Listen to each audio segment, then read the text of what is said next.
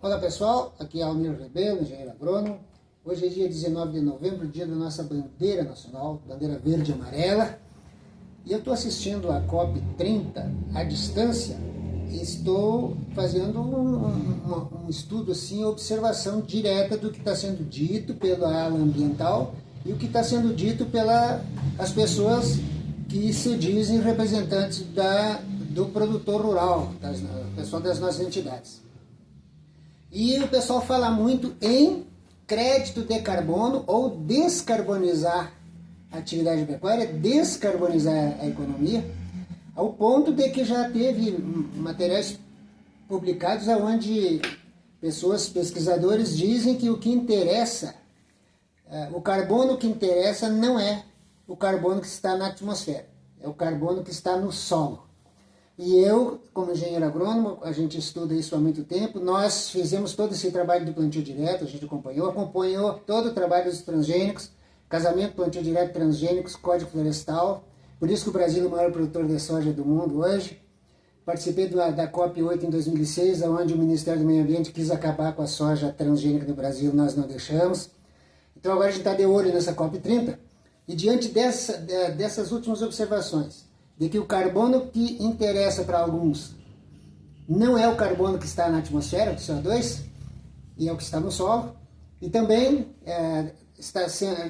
existe uma solicitação de que as nossas entidades se aproximem do governo para explicar para o governo o que o produtor rural está fazendo para ajudar no combate das tão propaladas mudanças climáticas. Então eu tenho um trabalho aqui que ninguém está fazendo ele no mundo. Existem alguns trabalhos, mas não com essa metodologia que eu estou usando. Então, eu quero aqui me dirigir aos agrônomos, aos técnicos agrícolas, aos ambientalistas, aos produtores rurais, aos consumidores. É com esse foco que eu quero dizer para vocês que eu vou mostrar aqui para vocês o que existe nas lavouras, o que eu estou estudando e para justificar o que eu estou sugerindo para as nossas autoridades após a COP30, que não vai ter conclusão, não vai ter acordo, pessoal. O acordo que querem é para criar o financiamento do clima, fundo do clima, isso não vai acontecer. E aí nós vamos ficar muito atentos o que vai acontecer no passo seguinte até da COP, uma vez que existe uma NDC estabelecido pelo Ministério do Meio Ambiente brasileiro, que atinge diretamente a nossa atividade agropecuária. E nós queremos mostrar como a gente precisa dialogar com o governo, porque a agropecuária brasileira é a solução e não problema. Vou mostrar para vocês. Então, como eu quero falar aqui para toda essa plateia que eu citei, eu quero dizer como é que eu estudei isso. Aqui, nós temos essa parte verde aqui, é uma molécula de clorofila, que é o que dá a cor verde para as plantas, para as folhas das plantas ou para toda a planta. Aqui está uma composição do ar, nitrogênio 78%, oxigênio 21%, outros gases 1%, e desse 1%, o argônio tem 0,9%, e dos outros gases que tem 0,1%, o CO2 tem entre 0,03% e 0,04%, e esse CO2 eu considero o gás da vida, e por isso a gente estudou, inclusive, nessa molécula de clorofila, quantos átomos de carbono tem na molécula da clorofila, porque nós estudamos matéria seca vegetal, e essa matéria seca, até ser seca, ela precisa ser verde para sequestrar o CO2 da atmosfera e transformar isso em biomassa, bioenergia e alimentos. E o estudo que eu estou fazendo, eu considero o carbono que tem no solo, na matéria orgânica, todo o carbono que tem no solo, e o carbono, inclusive, da palha que está no solo, que ainda não é carbono orgânico transformado, né? E o carbono do alimento. Então, é assim, ó. Por exemplo, a molécula de clorofila, ela tem 55 átomos de carbono, 72 de hidrogênio, 5 de oxigênio, 4 de nitrogênio e 1 de magnésio. E aí eu faço uma comparação aqui, porque nos passos seguintes eu vou explicar para vocês, que aqui está a estrutura molecular dessa molécula de clorofila, onde ela tem todos aqueles números lá, ó, eles estão distribuídos aqui. Aquele magnésio que está lá, ele é o magnésio central, que é o que dá a cor verde para a planta. E aqui ao lado existe a mesma estrutura, o mesmo número de átomos da clorofila, só que no meio aqui, ó, nessa estrutura molecular aqui, tem um átomo que não é magnésio, é ferro. Esse aqui é o átomo, é a molécula da hemoglobina do sangue, e eu vou fazer uma conexão muito interessante aí, para vocês entenderem qual é o nosso raciocínio aqui, porque aí nós resolvemos estudar tudo o que acontece nas lavouras.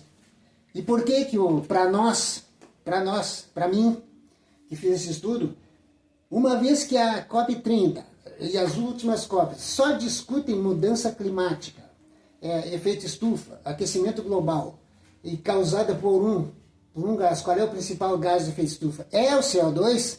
Então, para mim, a discussão mundial hoje está em cima do CO2 que está na atmosfera, não é o CO2 que está no solo. Então, é por isso que a minha posição e recomendação para vocês é em cima desse estudo que eu fiz aqui, com a metodologia que eu usei.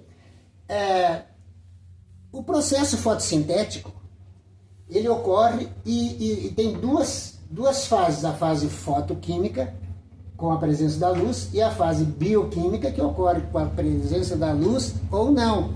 Então, essa fase fotoquímica é quando a água sobe pelo sistema radicular, com outros nutrientes, sobe por dentro da planta e vai até a folha. Chegando na folha, onde estão os cloroplastos, dessa cor verde, essa água com os nutrientes que está lá na folha, sofre a ação da energia solar. Essa energia solar provoca, na molécula de água, a molécula de água é H2O, nessa fase fotoquímica. Esse H2O, pela energia solar, ela se quebra, essa molécula de água, ela separa o oxigênio, e esse oxigênio é liberado para nós respirar.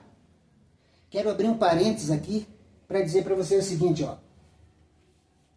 Nós precisamos estudar a importância desse processo fotossintético das nossas plantas, de todas as plantas cultivadas pelo produtor rural, nessa conexão com a pecuária, porque o oxigênio ele é tão importante para ser estudado do que o CO2, tanto quanto. Vou mostrar para vocês. O oxigênio ele serve para a respiração das plantas e para a respiração humana, a respiração de todo o ser vivo. O oxigênio. E também para quem anda de carro aí, que precisa também da carburação com a presença do oxigênio. Então o oxigênio é muito mais importante. Nós estamos tratando aqui, ó, de 3 elementos que são trigêmeos siameses, que é o oxigênio, o hidrogênio e o carbono. Por quê? Porque aí, essa fase fotoquímica, que quebrou a molécula da água, liberou o oxigênio para a atmosfera, esse hidrogênio, esse H2, ele se energizou com a energia solar, e aí ele vem de forma energizada nessa forma de ATP, NADP, e esses H com sinais demais. Esses H com sinais demais e com essa energia sequestra o CO2 da atmosfera, captura, remove o CO2 da atmosfera na fase bioquímica, formando esse primeiro composto. Se esse primeiro composto ele tiver 3 carbonos, as plantas são C3, e se tiver 4 carbonos, as plantas são C4, e as plantas C4 são muito mais eficientes em termos de sequestro de carbono do que as plantas C3. Por exemplo, as invasoras são quase tudo planta C4, por isso que não dá para brincar com elas, porque quando tu vê elas já cresceram demais e tu perde o ponto do controle das invasoras. Então, o que eu quero dizer para vocês? Ó, carbono, hidrogênio e oxigênio, trigêmeos siameses, que nós precisamos criar um crédito de carbono a partir da remoção do CO2 da atmosfera pelo processo fotossintético, nessa conjunção que existe entre a água, onde o oxigênio é liberado para nós respirar, e o CO2 se junta com o hidrogênio e começa a formar o alimento para garantir a sustentabilidade tão propalada. Aliás, virou chavão na COP30, a sustentabilidade. Eu vou fazer um vídeo sobre sustentabilidade, mas já vou estar mostrando para vocês aqui aonde é que começa a sustentabilidade. Então, nós temos que pensar seriamente na importância do oxigênio, de um crédito de carbono que considere também o oxigênio que é verde, o hidrogênio, o crédito de carbono considere o hidrogênio que também é verde, e principalmente o crédito de carbono a partir do sequestro de carbono, o carbono esse do CO2 que também é verde. Então, por que eu estou estudando isso e mostrando para vocês? Olha aqui.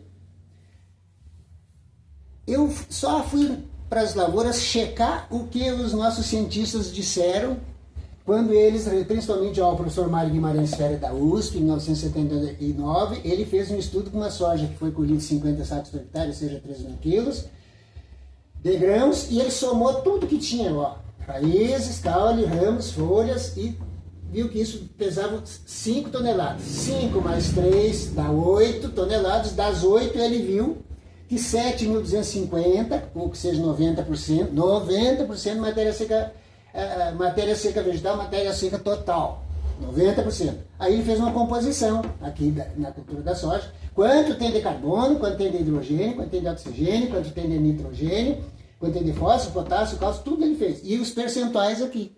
Olha aqui, ó. Quanto tem de carbono nessa produção de soja com essa matéria seca? Tem 43,75 de carbono, ou seja, 3.500 quilos de carbono. 5,6% é hidrogênio, ou seja, 450 kg, e 41,25% é oxigênio, 41,25%, ou seja, 3.300. Somado esses 3.500 com 3.300 dá 6.800, mais 450 vai dar os 7.250, que é os 90% de matéria seca vegetal formada pelos trigêmeos siameses, carbono, hidrogênio e oxigênio. E eu quero chamar a atenção aqui de vocês, não existe agricultura, não existe produção de alimentos sem esse trio inseparável. Carbono, hidrogênio e oxigênio, porque o Rio Grande do Sul teve 5 secas, não produziu o grão de soja, porque não teve a água para subir, se energizar e sequestrar o CO2, transformar em grão. A gente mede isso, a gente pesa. Por isso que eu estou dizendo para vocês que esse professor aqui, fisiologista vegetal, apresentou esse trabalho. Posteriormente, uma das maiores mentes que eu considero da Embrapa dos últimos anos, Dirceu Gassen, ele também fez um estudo em que 1.000 quilos de soja, ele está dizendo que de 1.000 quilos de soja, 890 carbono, hidrogênio e oxigênio, ou seja, 89%. E aqui, minerais e nitrogênio, ó, minerais 50% e o nitrogênio 60%. Então, já 2 cientistas, dos melhores cientistas do mundo já disseram, 89% ou 90,6% da matéria seca vegetal, entre raiz, caule, folhas, flores e frutos, alimentos, é carbono, hidrogênio e oxigênio. Vamos para mais um estudioso.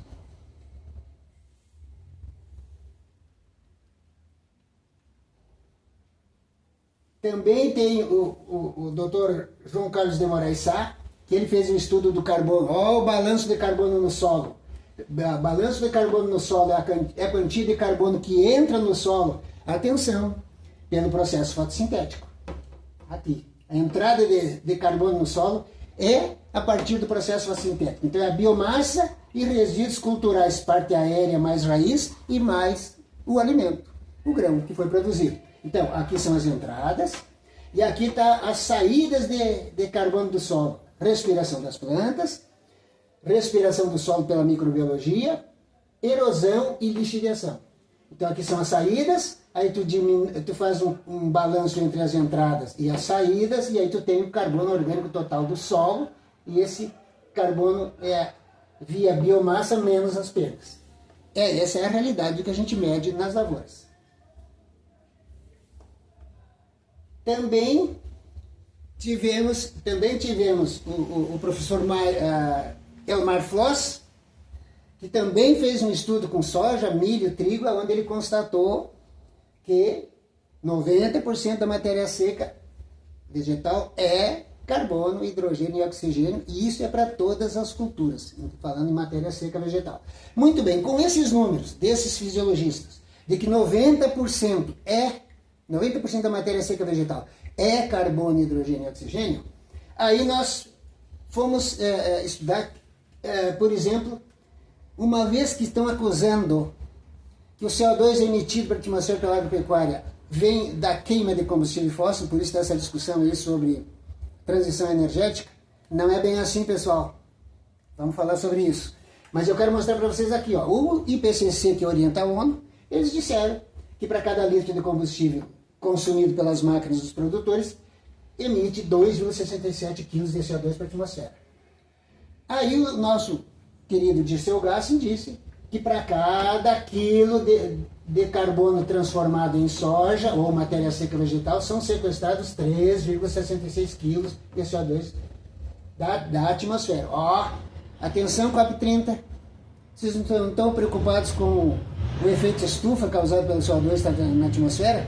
Então, se existe esse problema, só pode ser resolvido de duas formas. Uma, diminuir a emissão, que é o que vocês estão defendendo. Não tem nenhum problema. Mas isso aí é muito pequeno. A importância, a quantidade de crédito de carbono por diminuição de emissão, vocês não sabem nem medir isso. Está uma dúvida com relação à credibilidade, a confiança na metodologia para medição de crédito de carbono por diminuição de emissão. Nós podemos conversar sobre isso. Agora, o crédito de carbono por remoção, já que a gente aprovou na Lei 15.042, que o crédito de carbono corresponde a 1 tonelada de CO2 que deixou de ser emitido para a atmosfera ou removido da atmosfera. Essa remoção é pelo processo fotossintético das nossas culturas. Portanto, eu fiz esse estudo considerando esses três números importantes. 90% da matéria seca é carbono, hidrogênio e oxigênio. Para cada litro de diesel consumido, que é a acusação de que esse CO2 é o vilão porque ele é oriundo da queima do combustível fóssil, para cada litro de diesel consumido pelas máquinas, emite 2,67. E também na remoção, para cada quilo desse carbono transformado em matéria seca vegetal, bioenergia, biomassa ou alimento, sequestra 3,66 kg de CO2 para a atmosfera. Aí eu fui transformar isso no que significa isso em crédito de carbono para a nossa atividade agropecuária brasileira. Pesquisei a cultura da soja, fui para as lavouras dos produtores, um consumo médio na cultura da soja, 38 litros por hectare durante todo o ciclo, trigo 42, milho 46, cana-de-açúcar 70. Matéria seca, cultura, milho, soja, trigo, azevém, parte aérea, raiz e massa seca total. Estudei isso e aí vamos transformar isso em crédito de carbono. Cultura da soja. Vamos pegar a cultura da soja, que é a mais criticada. Atenção, Brasil. Onde se viu moratória da soja no Brasil? Precisamos sentar e conversar sobre isso. Por quê? Porque aí eu fiz um estudo para ver, na cultura da soja, por exemplo, já que o SIG, Sistema de Estimativas de Emissões de Gases de Efeito Estufa, foi numa COP e disse que o Brasil emite, durante o ano de toda a sua atividade econômica, emite 2,42 bilhões de toneladas de CO2 para a atmosfera. Aí eu pensei assim, não, tudo bem. O Brasil emite apenas 2,9% do total de emissões que são feitas no mundo. 2,9%. O Brasil é o país perseguido por aqueles países que não fazem o seu dever de casa e acham que aqui no Brasil, o produtor rural, que hoje o Brasil é o país que mais produz soja no mundo, o Brasil é o país que mais exporta alimentos no mundo, e esse produtor brasileiro, com as tecnologias que nós usamos, ele é considerado um criminoso ambiental. O que eu estou provando aqui para o Sistema de Estimativas de Emissões de Gases de Efeito Estufa, que é uma ONG, um complexo de ONG, que disse, o Brasil emite 2,42 bilhões de toneladas de CO2, ninguém contestou, e aí eu quero agora responder para o SIG. Olha aqui, ó, se uma hectare de soja consome 38 litros de diesel e libera 2,67 kg de CO2 para a atmosfera, uma hectare de soja libera 102 kg de CO2 por hectare. Aí eu vou ver quanto é que sequestra. Aí eu pego o total da matéria seca da soja, 90% do total é carbono, hidrogênio e oxigênio, ou seja, 17,5 toneladas 90% dá quase 16 quilos de CO2. Para cada quilo de matéria seca, há um sequestro de 3,66, ou seja, dá 58 toneladas e meia no processo de crescimento e de produção da planta. Essa lavoura aqui produziu 60 sacos por hectare. 60 sacos por hectare é 3.600 quilos, 90% é carbono, hidrogênio e oxigênio, 90% é 3.240. Para cada quilo dessa soja aqui, cada quilo de grão sequestra 3,66 kg de CO2 por atmosfera, dá 11 toneladas, quase 12. Soma os 58,5 com as 11, quase 12, dá 70 toneladas, é o balanço do CO2, diminuindo os 102, vai dar 70,224. 70 créditos de carbono, uma cultura da soja, por hectare. Pela remoção, pelo sequestro de carbono da atmosfera, que todos vocês que estão na COP falam muito em carbono, estoque de carbono no solo é sumidor de carbono. Solo é sumidor de carbono, as árvores são sumidores de carbono, as plantas são sumidores de carbono, o ser humano é sumidor de carbono, tem que se alimentar. Muito bem, então, o Brasil produzindo em 45 milhões de hectares de soja, o Brasil produz na média de 70 créditos de carbono por hectare, dá 3 bilhões e 300 milhões, 3 bilhões e 300 milhões de crédito de carbono. Toda a emissão brasileira, segundo o SIG, é 2,42 bilhões. Portanto, só a soja brasileira neutraliza todas as emissões de todas as atividades econômicas do Brasil, segundo o SIG. Atenção, SIG, vem conversar com nós aqui. Vamos pegar sol. Vamos lá acompanhar o processo fotossintético lá, o sequestro de carbono, remoção do CO2 da atmosfera. Vocês não acham que dizer que a solução para as mudanças climáticas é diminuir a emissão? Vocês não acham que seria mais inteligente, seria mais racional, já que também na COP estão preocupados com segurança alimentar da humanidade? Não seria mais racional nós mostrar para vocês que 90% de todo o alimento consumido pelo ser humano e pelo animal, 90% é CO2 e hidrogênio sequestrados da atmosfera? E é muito bom que seja assim. Vocês não estão dizendo que a atmosfera está concentrada de tanto CO2 causando o efeito estufa do aquecimento global? Então, nós não temos que diminuir essa concentração de CO2 na atmosfera? Existe outra fase mais inteligente e divina do que produzir? Portanto, senhores governos, se vocês abrirem os olhos e enxergar esta realidade da produção e da importância da produção agrícola brasileira, da agropecuária,